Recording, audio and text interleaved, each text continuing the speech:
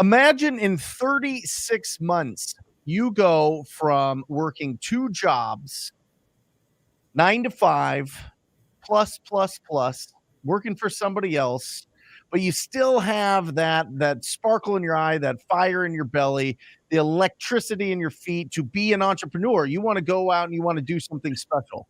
So you find out about wholesaling real estate. You find out about investing in real estate. You see this as the most proven path to financial freedom, and you take serious action. Then 36 months later, you've closed $770,000 in profits to you and your family business. Well, that is the story. That is the discussion. That is the conversation that we're going to have today on Wholesaling Inc. podcast. All right. I've got Noah Pruitt here from Minneapolis, just outside Minneapolis in Adena.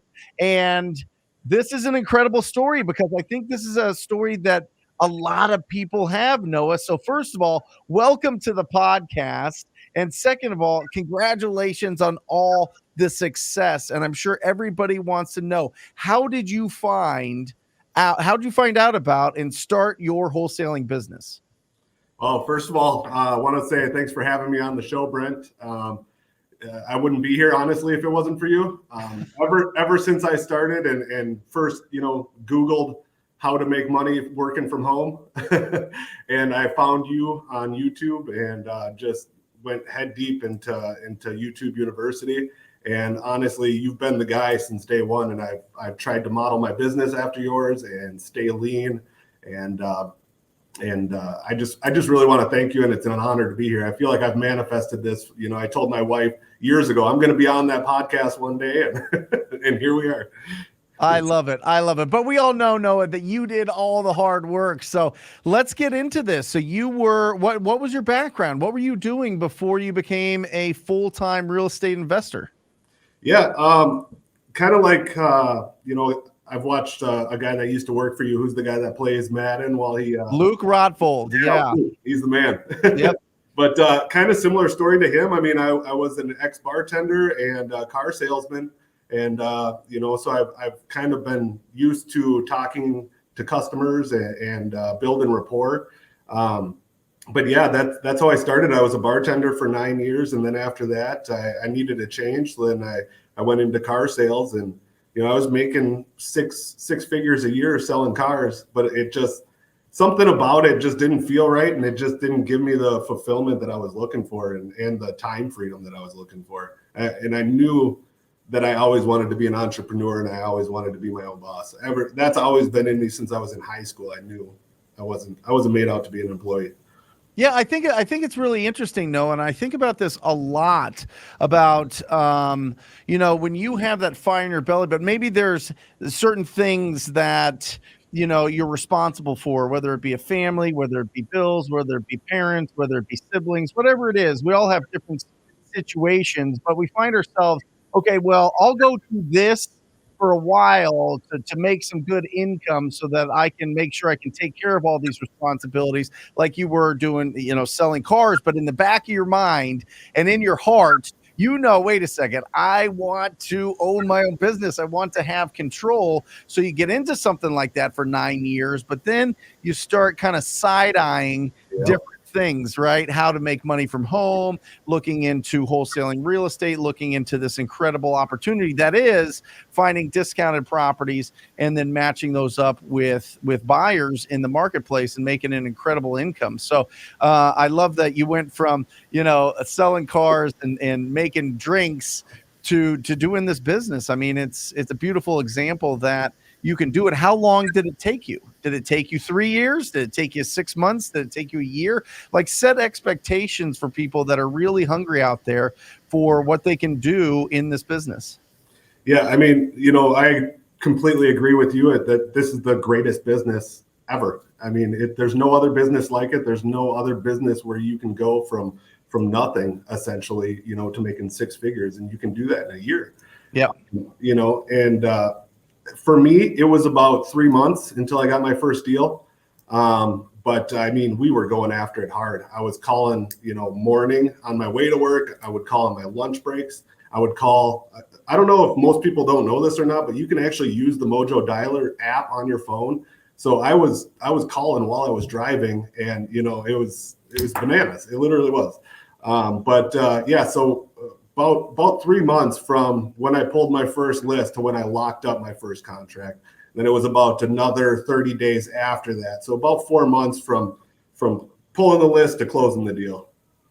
And after you closed your first deal, was it big enough to where you could go into this business full time, or did it take a while longer to, get some more deals coming in, get some more checks coming in to be able to replace your current income? It took a while longer, and honestly, after watching your videos, I knew that wasn't going to be the best situation to just quit your job. And, I knew that I was going to be better off spending that money on marketing. But yeah, I mean, my first deal, it was a $16,000 deal. The deal was actually $32,000, but the deal was an elderly lady, and she was moving into a retirement home, and she needed to sell her house, but she couldn't show a profit from the sale of her house. Otherwise, she wasn't going to qualify for the retirement home. Right. So me and her son made an agreement, where I would get the net proceeds, and then I cut him a check as well for $16,000. So they got the $16,000, I got a $16,000 assignment fee, and they were able to sell their house, and everybody was happy. And then I sold it to a realtor actually, and he was happy as all can be too. So it was a win-win-win for all three of us. It always is. I'm telling you, there is so many. If you break down the amount of people that benefit from us going out and being proactive, it is at minimum 50 people are in this transaction that are affected on average every single time that we do a wholesale deal, which is absolutely incredible. I mean, there's lenders, and there's private money, and there's the buyers, and there's the buyer's family, and there's the escrow, and there's title, and there's the seller, and there's so many other people that you wouldn't expect are affected by that. All the contractors and specialists, all these people have an opportunity to make income from this property, this distressed property, because you decided to get on your phone on the way to work and make calls, be proactive, and solve the problem of this property owner. I mean, that's what we're talking about. 100%. Yeah. And let me ask you, Noah, $16,000. Did you get a check or a wire? I got a check. All right. And I wanted the check. You wanted the check. Of course. It's something tangible, right? It's something you could hold in your hands. It's so exciting. So you get this $16,000 check. Kind of time travel a little bit with me. How did that feel? What did that feel like? Tell everybody that is working right now, and they've called and they've talked to 5 or 10 people, or they've done some postcards, or they've done some internet leads, and they're getting some calls coming in, but they still haven't closed that deal. Tell them how that felt when you got that check. It literally will break your mind. Like, your brain just does not think the same after that. It goes from, it maybe being a possibility to, okay, I can do this, and how do I pour gas on this and take this to the next level? And it's literally just the best feeling. I mean, it was 2 months salary that I was making selling cars, that off of one phone call. Yep. I love it. And listen, it's once it's proven, right? Once you pull this out of thin air, it's really exciting, because then you can do it again, right? You know that it's just a matter of time. If you keep taking these actions, if you keep providing this value to the community, to the neighborhoods, to the market, then you are going to be successful and do bigger checks and do more of these things. And it really is, guys, I'm just telling you right now, and Noah can break this down. But It literally is, you find a list of distressed properties, which 6 to 10% of the real estate market is in distress at all times. So there is more opportunities than there are real estate investors to go after them. Okay, first of all, but whether you're just driving down the street and you see ugly properties, you can get the phone number for that owner, call them up, have a conversation with them, solve their problem, put that property under contract, sell that contract to a cash buyer, and it's $16,000. That's the simplified version. But the only really nuance in there, Noah, is the emotions and what's going on with that property owner. That's right? it. It's really just making sure that you're putting them, the best option for them at the time is a cash as is offer, right?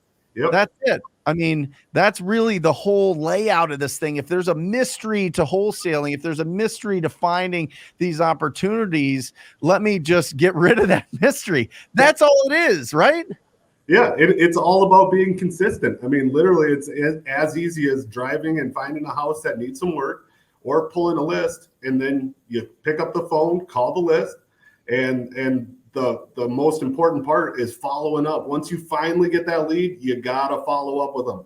That's where all of your money is going to come from, and you got to be consistent. And I learned that in car sales. I mean, our manager was on us every single day on our we had a CRM there too, and they could see exactly how many people we had to follow up with, and if we weren't following up with, you were gone. So we learned it from the beginning, and it's true. I mean, it's 90% of these people aren't just going to say, "Oh yeah, I'm ready. Come on over. I'll sign the contract." Right. A lot of these take nurturing, and you got to build the relationships with them, and you got to be there when they decide to make the decision. You want to be that person on the top of their mind. And it's not always calling to say, "Hey, are you ready for your offer?" Sometimes you're just calling to say, "Oh, I have a realtor that I thought you might like," or, I got, you said you wanted to fix some stuff up. Here's my painter's phone number. You just always want to lead with value. Every time you're calling them, it gives you an excuse to call, and then it keeps them picking up the phone too. I love that. I love that you said that, because a lot of people get nervous, right? No, a lot of people get nervous about lead follow-up because you're so worried that they're going to tell you, "Oh, I don't want to sell anymore," or they don't pick up, or they say that they already sold it to somebody else, and that breaks your heart, right? You get emotional damage from that. Yeah. You know what I mean? Like, you're like, "Oh no, I don't want to go through that, so I'm not going to do this lead follow-up." But the fact is, if you're constantly bringing new people into your world, into your pipeline of leads and opportunities, you're not worried about that one that made the decision that was best for them. You just focus on the people that will actually do business with you. And I think that that's what's really, really key. So there shouldn't be any fear of lead follow-up. Lead follow-up should be your best friend. That's where all your income is made, right?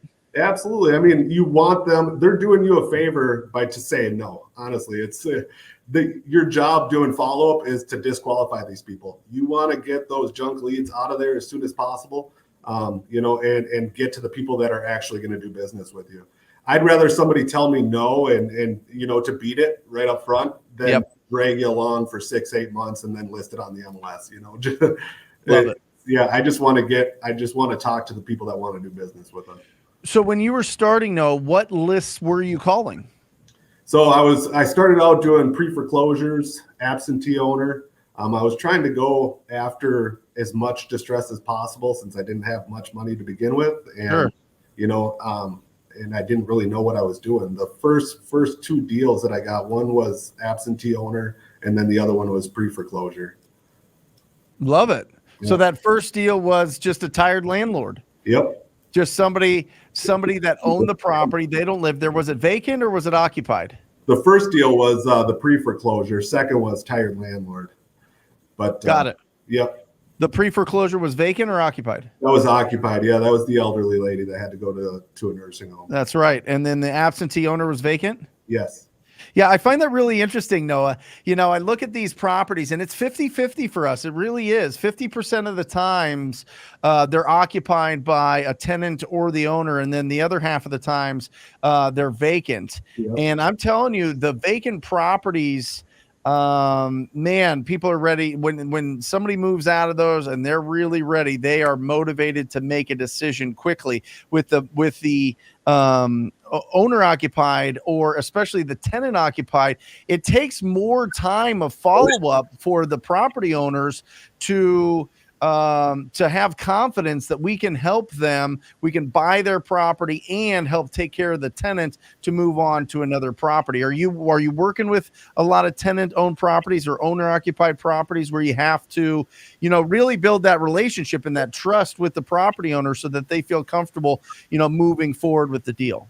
Absolutely. I mean, especially when the tenant is paying rent and they're on time, because at that time, it's not a problem for the landlord. They're cash flowing every single month. Yep. So they're not in a hurry. A lot of times they might even want to wait until the lease is up. But it's easier for us when they have a problem and when the tenant isn't paying rent. We can do it when the tenant's involved. It just, I find that the landlords aren't very motivated when everything's going great. Yeah.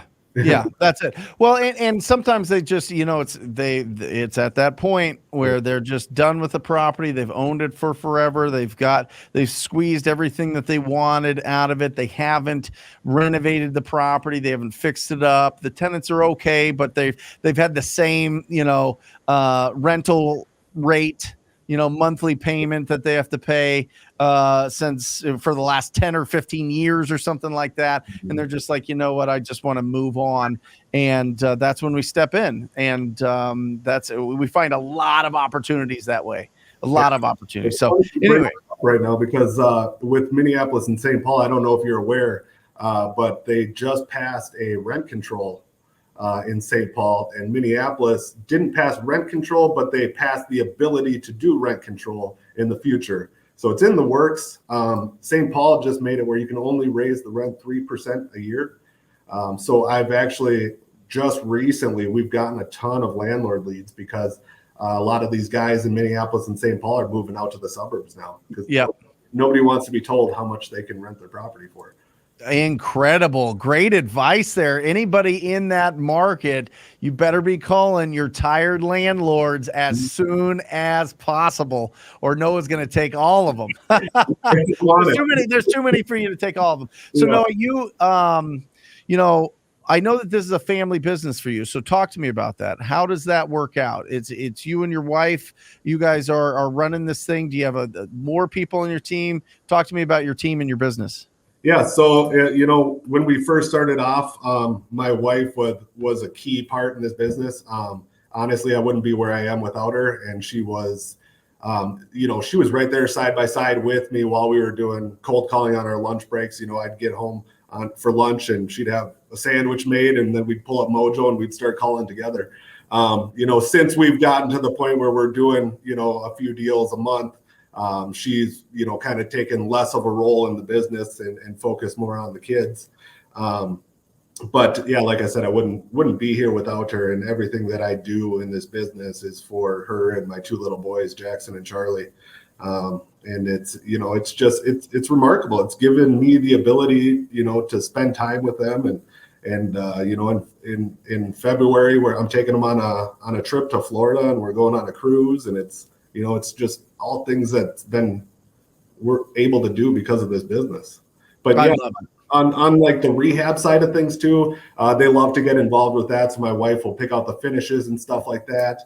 And the kids will get in there with the hammers and their drills, and they'll be in there helping me do demo work and fix stuff. So it's they love that side of it more. Incredible. I love it. And when you found this on YouTube, when you found wholesaling and you wanted to test it out, you wanted to try it, what was that conversation like with your wife? Were you guys both watching videos? Were you both investigating? Was it you and you're like, hey, listen, check this out? Because I think that this is difficult in a lot of relationships, not difficult. I'd say it's a challenge in some relationships where, you've got that fire in your belly and you're like, I want to try this. And then you've got somebody that's very security based, they're like, wait, you have a job, you have things going on here. Let's not rock the boat here. What was that conversation like? Well, I'll tell you the after and then the before. So the after, she told me, she thought I was crazy and she thought that it was too good to be true. But at the time when I told her, she's always been this way. She was 100% supportive. And she said, you know what, I believe in you. You can do anything you set your mind to. And she just, you know, anything I can do to help, let me know. So she was always there from day one, even though I didn't know this before, but she thought I was crazy. Yeah, sure. I get it. You know, and I went straight into, you know, I tried a couple other things first. I tried, you know, Forex trading. I tried being a loan broker. So it's not like I just, you know, started wholesaling and was successful. Like I failed, you know, on multiple different things before I finally, you know, found something where my skills would work. I love it. Well, and listen, no knock to those other income generating businesses, but I mean, look at the long term, right? Look at the long term ability to make incredible income and build your wealth with real estate. Yeah. I mean, this is wealth building 101, but you know, we don't really know how we find these opportunities until we go out there and we have these conversations with property owners that are in distress, that want to trade potential equity in their property for speed and convenience. And that's where it starts. Yeah. And you start your real estate investing business by creating a machine that sources discounted properties, that goes out and tries to find the properties that need the most love in your community and start there. And then once you build up, once you can do this business full time, then you really, I mean, you're off the chain now. You can run, you can sprint, and you can do this business full time and really put a lot of effort into it. And then you build a business and a machine around it. And then you start investing in assets. You start buying these properties and holding them and getting that cash flow. So that's the plan, right? Rental. Yeah. Yeah. Yeah, that's the plan. But it's like, you know, with some of these other business opportunities that are out there, how long are they going to be around? What's going to replace them? What's going to happen to it? It's wild. You know, how many people can do that business at the same time? We know in real estate, there's over 12 million vacant single family houses right now in the United States. We've got a lot of runway in this business. So of course I'm selling everybody on this business right now because this business has changed my life. It's changed Noah's life. It's absolutely bananas. It's incredible. And I want to scream it from the rooftops. Don't waste your time with something else. Get into real estate. But you know, it's a personal choice, obviously. So let's get into the hot seat here. Let's break down a deal, Noah. I'm going to really grill you and really pull out all the little details on whatever deal you want to talk about. So go for it. So one that comes to mind right off the bat, her name was Mary. It was a deal that we did in St. Paul. It was in the Mac Groveland neighborhood, which is an up and coming neighborhood. Everybody wants to be there right now. And this was, you know, what I was talking about earlier about consistency and follow up. She had been a lead that was in our system for 6 months before she actually made the decision. And she had some things happen in her life where she just kind of shut down and got depressed, stopped paying her bills. I found out, you know, later that she had the money to pay her bills. She was just so depressed. She just, you know, kind of stopped doing everything and stopped paying the bills. And it became a hoarder situation where the house was completely trashed. And it needed a lot of TLC. Sure. You know, and she was in pre-foreclosure. And she calls me one day before the sheriff's auction expires in Minnesota. You can redeem it 6 months later. She calls me one day before it's too late, and we were able to get in there. I called the bank and was able to shut it down beforehand, put it under contract, and I felt amazing. And then I get home and I get a call from her son, and her son says, "I don't know what you did. I don't know what you said, but we're not selling the house, and we need to cancel the contract." Mm-hmm. And, you know, I was shattered. I didn't know what to do. I said, "Hey, look, I'm trying to help." I said, "Your mom's got a bunch of equity in this house. If you guys don't do something, you know, you're going to lose all that money." So he set up an appointment with me and all of the siblings. So I went back to the house, and it was kind of in the hot seat. It was the seller and then about 7 other people surrounding me. And I'm just sitting there, and they're firing questions one after one after one. And I sat there and I answered all their questions. I went over all their options. And at the end of the day, they still decided to move forward and do business with us. This one had a little bit of meat on the bone, so we decided to take it down ourselves. And it was my first time partnering with a hard money lender. Awesome. So we got a hard money loan, and he looked at the deal. He was like, "Yep, I'll fund the whole thing." Gave us all the money to do the purchase and the rehab. 100%. 100%. I had zero out of pocket. And had you ever worked with him before? No, never before. So there's money out in the market right now? Money out there, yeah. Yeah. And guess where I found the hard money lender? Was from my title company. Of course. Yeah. They said, "Hey, talk to this guy. He's doing a ton of business right now." I called him up, and it was one of the easiest processes I've ever had to do. I mean, there's no draw request. You just send him pictures and kind of a walkthrough, and he'll wire the money into your account the next day. But we ended up, I spent $8,000 cleaning that house out, just getting all of the stuff out of it, because it was in the middle of winter, so you couldn't put a dumpster on the street. So we had to do 1-800-GOT-JUNK. So it was $8,000 just to clean the house out. And then we went in, we rehabbed it very, very lightly, cosmetic, paint, and then I staged it. We listed it on the market, and we had something like 50 showings. We had 8 offers. It ended up going for $50,000 over asking price. Hold on, before you give me the details, hold on real quick. Okay, so let's nitpick this a little bit. Let's really get in here. So, what list was it on? Was it on a pre-foreclosure list? Pre-foreclosure, yep. Where do you get your pre-foreclosure list? That one was pulled from PropStream. PropStream. Okay, got it. PropStream. ttpdata.com, ttpdata.com. I'm telling you, it is a powerful tool. So you pulled the pre-foreclosures from PropStream. You then skip traced it and called them? Yes. Yeah. And by the way, if anybody's not familiar with that language, skip tracing is basically you upload an address online to batchskiptracing.com, and they send you back the phone number instantly, and you're able to reach out to that property owner. So you called her and she answered the first time? Yeah, I skip traced it with Batch, used my code TTP, and got 14 cent skip tracing on there. That's right. And then called her for, once a month for 6 months. It wasn't just saying hi, and and she wasn't ready to do anything. And then finally, got to that point where she had no choice and had to do something. In 6 months, how many times do you think you called her? In the first week, we probably called her 3 or 4 times. And then after that, it was about once a month. Okay. So over 10, 12, probably. Yeah. Yeah.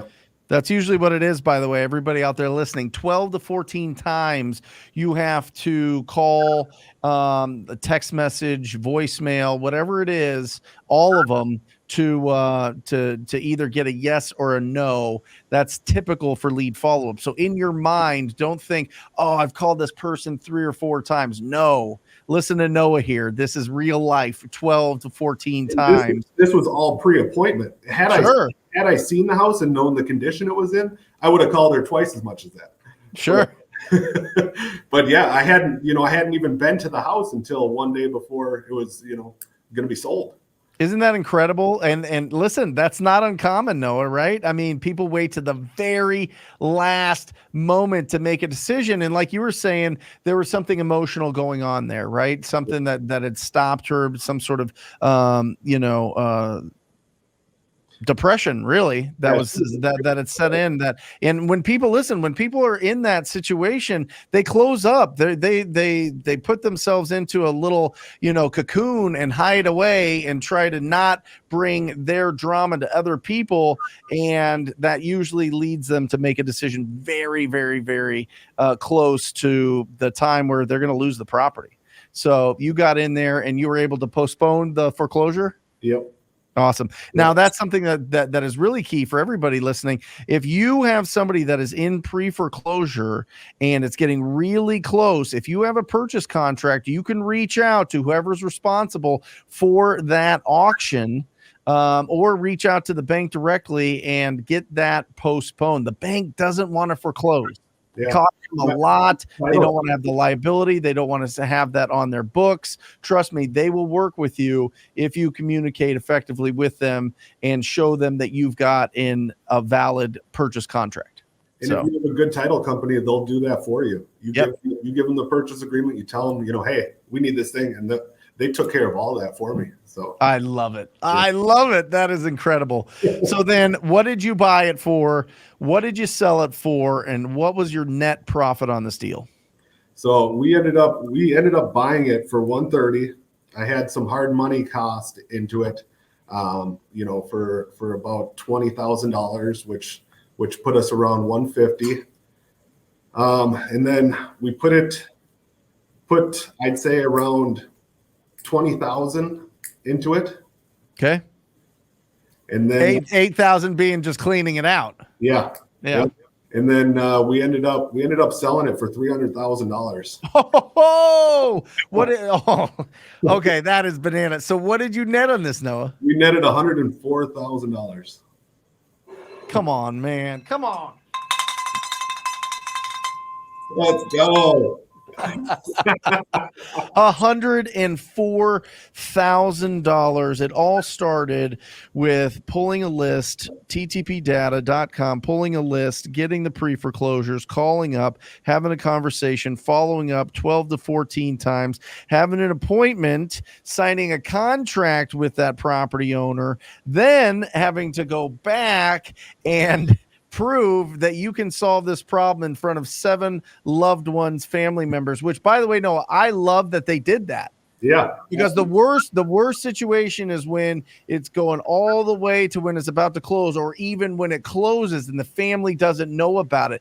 Yeah. Thank goodness that they knew about it early on, and you can solve that problem early as opposed to the fist fight that would happen later. Right. So I love that you went. I love that you sat down. I love that you didn't play hardball with them. I love that you didn't say, oh, she signed the contract, it's binding, and all this other like really aggressive language. You don't need that. You can win with kindness in this business. You can win with the empathy that you have for the property owner's situation, property owner, and the property owner's family. So you won on every single level there, and it was a huge deal, well deserved. $104,000. We're talking massive deals with Noah Pruitt today.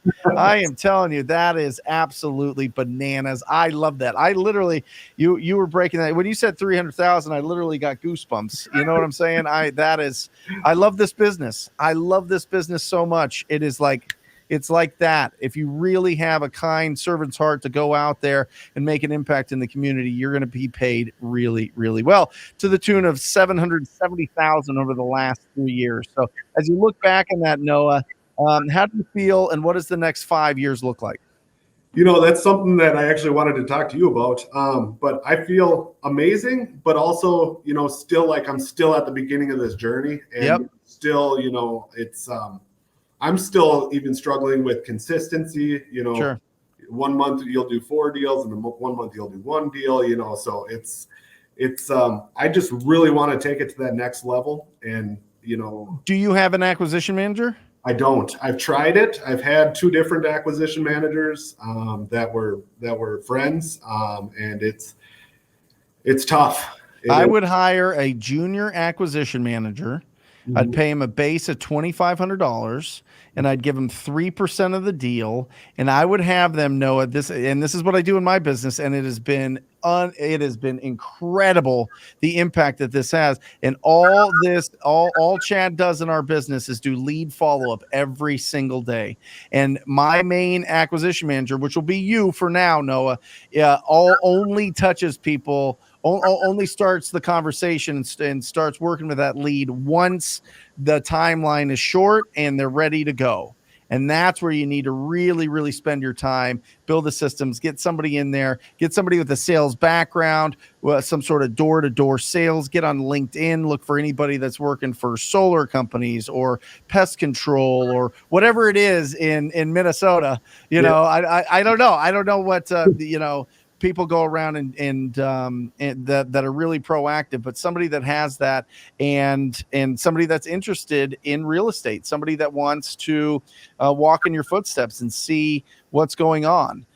That's what you're looking for. And you get that. I think that's going to make a huge impact on your business, because then you could get more leads at the top of the funnel because they're filtering them all. You're focusing on just closing those deals, and it's going to be a huge impact. I love it. Yep. Yeah, absolutely. There you go, Noah. Well, let everybody know how to reach out to you. What an incredible story. There's going to be plenty of people that want to squat up with you, connect with you, network with you. How do people reach out, even if they just want to say congratulations?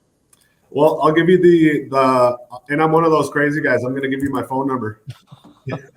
I don't think you know what happens after this, Noah, but go ahead. Go ahead. Deals here, especially in the Twin Cities, anywhere in Minnesota, I have a huge buyers list, 13,000 people on the buyers list.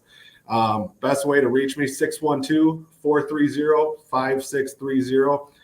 The other best way to reach me, if you're looking to do any kind of private lending or anything like that, is on Instagram, and that's at the real Noah Pruitt. That's NOAH-PRUETT. Awesome. And guys, if you're just listening to the podcast, definitely check out this interview on the Brent Daniels YouTube channel. We obviously in the show notes here in the podcast, we'll put it all in there, and also on the YouTube channel. So absolutely incredible. One more time with that phone number, just to see what happens here. 612-430-5630. I love it. 612-430-5630. Reach out to Noah, even if it's a text, even if it's a call, reach out to him. He loves talking to people. That's for sure. So Noah, give some advice to anybody starting out in this business that's trying to get their first deal. Give them something that is, impact, tactical, something that they can implement in their business right away. One thing that's working for us, especially here in Minnesota, and I don't know if Arizona is the same way, but don't underestimate the power of going to the city for your list. And I'm not talking the county, I'm talking the city. So a lot of people will go to the county and, get your pre-foreclosures and all that. But what we like to do, our best list right now, hands down, is the water shutoff list. And that's, you can go to Minneapolis. That's one list. Now I got all the surrounding cities, and on each one of these cities, you're looking at about 1,000 addresses on there. Mm-hmm. These are lists that people are not pulling, that they are not going. You're not getting them off of, off of your standard list source and whatnot. That's one thing that I can say. Code violations, water shutoff, and I noticed when I was pulling these code violations, and we also do some driving for dollars. Sure. Almost all of those driving for dollars houses were already on the code violation list. So I went straight to the source, go straight to the city, pull the code violations list, and you can reach a lot more people. Otherwise, just be consistent. You got to get those leads coming in, and then you got to follow up with those leads, as much as you can. And I think if you can do that, you'll be able to do deals. There's no magic sauce. You just got to be consistent, and you just gotta do follow. You just got to talk to people. That's it, baby. Yeah. That's it. I love it.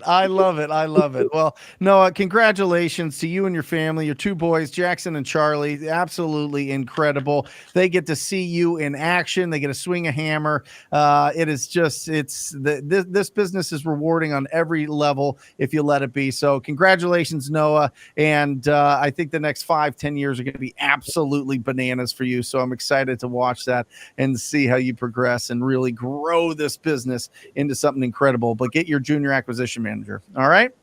Sounds good. Thank you again, Brent. I wouldn't be here without you. I appreciate it.